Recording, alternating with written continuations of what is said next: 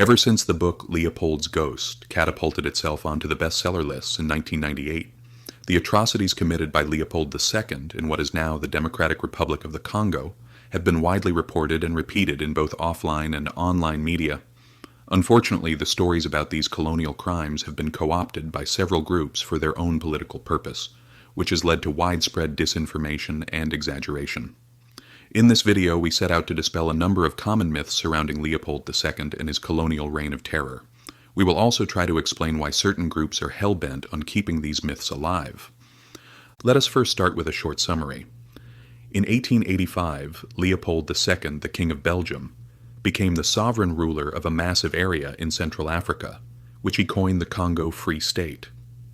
This state was supposed to be a free haven for trade, and missionaries from several countries were allowed entry, together with businessmen, explorers, colonial civil servants, military officers, and others. Originally, the Congo Free State was mostly concerned with the ivory trade, but this trade proved fruitless. After the invention of rubber tires, a worldwide boom in the rubber trade followed. Leopold II tried to profit from this rubber boom by letting concession companies harvest rubber from rubber vines in certain areas in the Congo. These concession companies were allowed to extract taxes from the local populations. The companies, assisted by the colonial army, conquered many villages in an extremely violent manner and forced the local populations to gather rubber as a form of taxation. The widespread violence caused by this system alarmed the many missionaries present in the Congo. The British journalist E.D. Morel caught wind of this and started an international humanitarian campaign against Leopold II with the help of a number of prominent Americans, Brits and Belgians. Due to both national and international pressure, the Belgian government forced Leopold II to relinquish his ownership of the Congo Free State, which turned into a Belgian colony in 1908. So now the first myth. It is often repeated online and offline that Leopold II was responsible for the death of a mind-boggling 10 million Congolese people.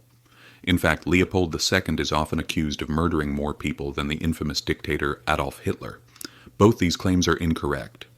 First of all, the 10 million claim first got traction due to the book Leopold's Ghost. The writer Adam Hochschild based his claim on older research by renowned anthropologist Jan van Sina. Van Sina estimated a 50% population reduction in the Congo Free State, based on numbers from the rubber provinces in the northwestern Congo region.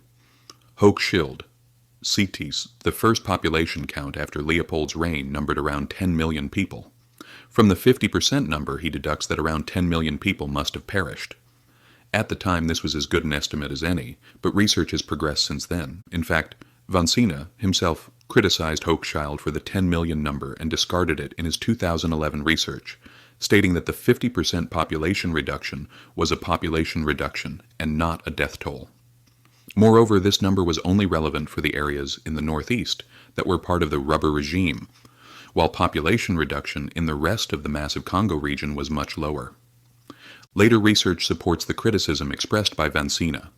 According to recent specialized demographic research by J.P. Sanderson, the 10 million number would be a demographic impossibility. The most likely population decline is estimated at around 1.2 million people. Keep in mind the term population decline is not just a simple euphemism for death toll. Population decline is a much broader term, encompassing both the death toll due to mass disease, famine, and armed violence, but also other non-mortality related factors like population displacement and a lowered fertility rate. Specifically gauging the actual violent death toll caused by the Leopoldian terror proves rather difficult due to the fragmented documentation. It is because of this that most historians assess the effects of Leopoldian rule using the much broader population decline. Most historians agree with the latest demographic research that the largest single contributor to the population decline was mass disease, not direct violence. This is not unique. Other historical examples of war, mass violence, and ruthless conquest similarly show that most of the population decline is often caused by hunger and disease. As for the 6 million killed by Adolf Hitler, this does in fact refer to an actual death toll estimate, but an incomplete one. It only counts the Jewish victims of the Nazi extermination campaigns. When you include the other ethnic groups, like Poles, other Slavic peoples, and Roma and Sinti people, a more complete death toll can be formed of around 20 million people. Simply put, the death toll caused by Leopold II, while massive, pales in comparison to the grotesque death toll of the Nazi regime during World War II. The second myth covers a sort of absolutist dichotomy concerning the governance and responsibility of the Congo Free State. On one hand, there are people who either unknowingly or purposefully conflate the Congo under Leopoldian rule with the Belgian Congo, which existed from 1908 until 1960. According to them, this was an example of old wine in new bottles. The Congo Free State was basically a Belgian colony in all but name. On the other hand, there are people claiming that Belgium had nothing to do with Leopold's Congo, since it was his private property. Neither of these two statements are correct. It is true that Leopold II was officially the private owner of the area, which was in accordance with the agreements made between the big European colonial powers at the time. However, when the ivory trade proved unprofitable, Leopold II was in big trouble. He had invested enormous amounts of money setting up his private colony, and due to his lack of return on investment, he almost went bankrupt. He begged the Belgian government for funding. The government opposed this, as Leopold was supposed to fund his colony himself. However, the king still had a lot of influence amongst the Catholic party in power, so they agreed to give him a loan. They warned him that he had to pay it back, lest he would be forced to hand over his colony to the government. Keep in mind that this loan was given before the rubber boom, which saved Leopold's colony but proved disastrous for the local population. Leopold II also liked to use Belgians to work in his colony as businessmen, civil servants, or military officers. However, only half of all the Europeans working in the Congo Free State were actually Belgian. He also hired German, British, French, Italian, and Scandinavian mercenaries, who served as military officers in his colonial army. The concession companies responsible for the callous rubber taxation were also multinational. In fact, the ABIR, the most infamous of all concession companies, was until the turn of the century almost completely in British hands. And while the Belgian government had given Leopold a loan in the early 1890s, they were not involved in the governance of Leopold's Congo at all. The entire colonial public administration was put in place by Leopold II himself, so technically speaking, Leopoldian Congo had little to do with the Belgian government, who had almost zero oversight over the whole situation. Nonetheless, certain Belgians and Belgian companies did in fact collaborate with and profit from the Leopoldian system. The third myth concerns the wealth generated by the Leopoldian system. It is often claimed Belgium became rich off the suffering of the Congolese people. This is not the case. Belgium already belonged to the top 6 richest countries in the world per capita by the 1850s, before Leopold II became king and long before he gained ownership of the Congo Basin in 1885. In fact, one of the reasons the Belgian government refused to act on the request of Leopold II to make the Congo an official Belgian colony was because Belgium had already grown wealthy due to industrial development.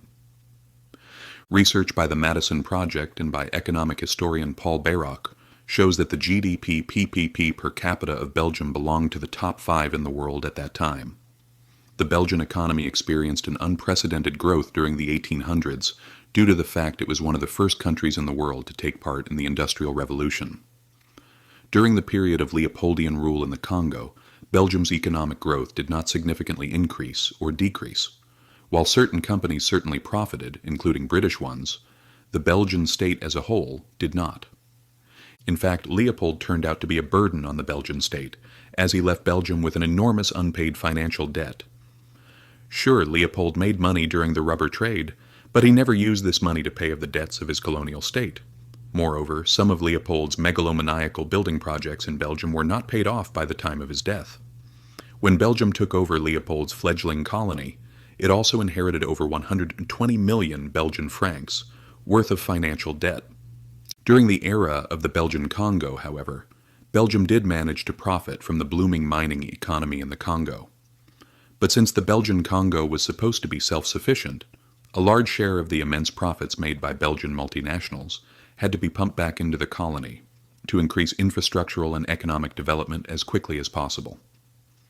According to Professor of History Matthew Stannard, the Belgian Congo, at its absolute peak, only contributed at most 3% to the Belgian GDP.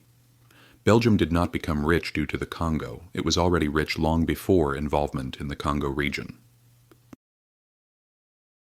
The fourth and last myth we will discuss in this video is the most insidious myth of them all. The Congo Free State was supposedly so exceptionally horrible that the other colonial powers had to step in to prevent the supposed evil Belgians from doing even more damage. Many people who recommend the book Leopold's Ghost often make this statement. Quite ironic, considering the book they pretend to have read directly contradicts this very idea. In chapter 18 of the book, Adam Hochschild quite clearly states that Leopoldian rule was not unique in its cruelty, quite to the contrary. Other historians confirm this. Many colonial powers in Africa have used similar violent methods at the time. Take for instance French Equatorial Africa, which was a French colony that used a similar concession system to extract vast amounts of rubber. Their rubber areas saw a population decline of a staggering 50%. Acts of violence included the cutting of limbs, flogging, and the roasting of living children. In fact, the French were so horrifically violent that people who fled from the Congo Free State to the French rubber areas fled right back to the Belgians. And the Germans weren't any better either. In German Cameroon, under the watchful eye of colonial administrator Jesko von Puttkamer, huge swaths of men and boys were forced to work on large-scale rubber plantations. The work was harsh, and the punishments were even harsher. Cutting off toes, fingers, hands, and even genitals were part of the cruel German rule. Cutting off limbs was also part and parcel of Portuguese colonial rule in Cabinda and Angola, where the rubber trade also flourished. And these are just a few examples of the many colonial crimes perpetrated by the colonial powers of late 19th century Africa. And it doesn't end with Africa. The colonial horrors in British Australia and the Dutch East Indies also include brutal torture, dismemberment, sex slavery, mutilation, and mass slaughters of the native populations. Millions perished during the Dutch Wars of Conquest, and the indigenous Australian population saw a staggering population decline of close to 90% during the colonial period. So why were these colonial abuses not confronted by E.D. Morel and his international humanitarian organization? According to Adam Hochschild, both personal and geopolitical reasons played a role. Belgium was not nearly as powerful a country as much larger players like France, Germany, and the United Kingdom. And what's more, officially the Congo Free State only belonged to one man, and not a nation. This made it much easier to criticize during the turbulent European times of the early 20th century. Secondly, E.D. Morel was not an anti-colonialist writer. This might seem surprising, but Morel was a staunch defender of British and German colonialism, which he saw as a righteous and decent form of colonialism aimed at civilizing the so-called backwards cultures. The form of colonialism practiced by Leopold II was seen as one driven by pure greed and economic gain. Morel was so blinded by his love for British and German colonialism, he stayed silent on the crimes in places such as British Southern Africa, German Namibia, German Cameroon, and German East Africa, much to the chagrin of some of his contemporaries. Unfortunately, this bias has seeped into modern discourse about Leopold II as well. People often use these atrocities to spread apologism for their own colonial history. Comments abound on the internet trying to justify British or French colonialism by smugly pointing out that they at least weren't cutting of limbs like the Belgians. This is flagrantly incorrect. Cutting of limbs was carried out in Africa alone by the British, French, Germans, and Portuguese. And as mentioned before, similar atrocities happened in contemporary British and Dutch colonies outside the African continent, and some Africans actually seem to buy this story. African nationalists like to use Leopold II as the pinnacle of colonialist evil. And while the actions under Leopoldian rule were indeed shocking, they were not unique. Many Africans remain ignorant of the colonial crimes perpetrated on their ancestors due to the focus on the Congo. There are still people in Kenya who do not know about the whippings, racial apartheid, and torture camps, and think the British were relatively benevolent rulers. There are still people in Cameroon who do not know what the Germans have done to their ancestors. Let us get this straight. The evils perpetrated under Leopold's rule are revolting, but they were not a unique excess. They were not an exception to the rule. They were the rule. Sources are listed in the description. For more in-depth videos about other colonial crimes, you can check out some of the other videos on this channel. Like and subscribe, and see you next time.